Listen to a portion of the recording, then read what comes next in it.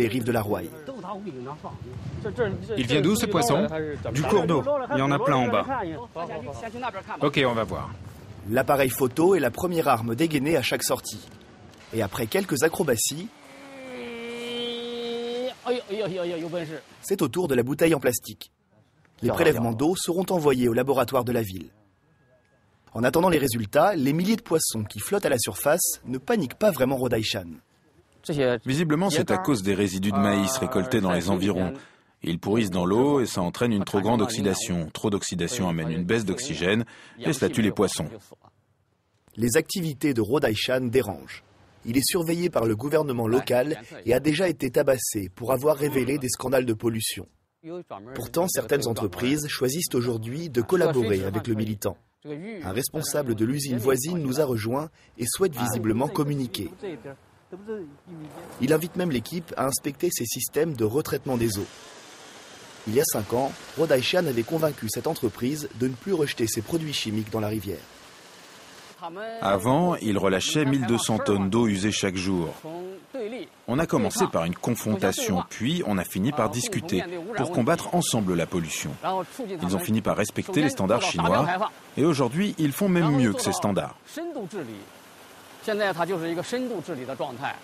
Dénoncer, puis conseiller. La tâche est épuisante, mais elle commence à porter ses fruits. Ces dernières années, plusieurs industries polluantes ont fermé dans la région. Sur cette partie de la rivière, la qualité de l'eau s'est améliorée et certains pêcheurs reviennent même jeter leurs filets.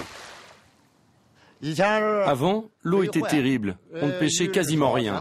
Maintenant, ça va mieux. Les poissons reviennent et on peut les manger. Mais le chemin vers la propreté reste long, très long. La preuve avec une nouvelle alerte. Cet homme à vélo a donné rendez-vous à Rodaïchan, près d'un cours d'eau. Je vous présente Monsieur Wang. Il roule à vélo le long des cours d'eau depuis des années pour chercher les sources de pollution. C'est un bon exemple de l'implication des habitants.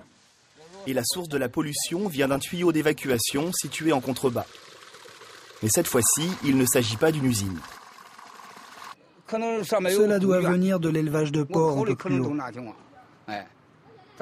Il n'y aurait pas ces rejets liquides si ce n'était pas une ferme porcine. Car en Chine, le lisier des porcs cause de graves problèmes de pollution, au nitrate notamment. Face aux grandes exploitations, Rodaïchan mise alors sur la finesse. Nous allons utiliser notre stratégie de base. Après la guerre de mobilité, voici la guerre de position. On repère le problème, on cherche une preuve et on se concentre sur cet endroit. On va ensuite leur expliquer qu'ils utilisent mal certaines ressources. Par exemple, le lisier de porc. Si on le jette dans une rivière, c'est de la pollution. Mais si on le met dans un champ, ça peut être de l'engrais. On est donc loin d'une eau propre pour la rivière Rouaille. Les sols contaminés menaceront la santé des habitants pendant des décennies. Rodaïchan a donc décidé de parer au plus pressé. Il faut s'enfoncer dans les campagnes les plus reculées pour découvrir sa grande fierté.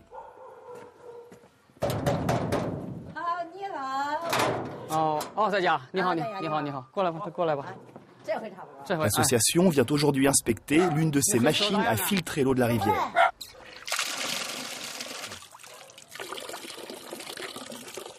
Elle est très bonne. La machine peut alimenter 500 personnes, un village entier. De l'eau polluée transformée en eau potable, le procédé est 100% naturel, aucun produit chimique n'est utilisé. On a 3 containers. Dans le premier, il y a des pierres, du charbon, du sable et d'autres éléments qui filtrent naturellement l'eau. Le deuxième container contient des éléments de filtrage, toujours naturels, mais plus complexes. Dans le container numéro 3, on stocke l'eau. Et comme vous le voyez, elle est purifiée. En 6 heures, l'eau est totalement dépolluée et le système fonctionne en continu. La preuve chaque soir à la sortie de l'école avec ce rituel.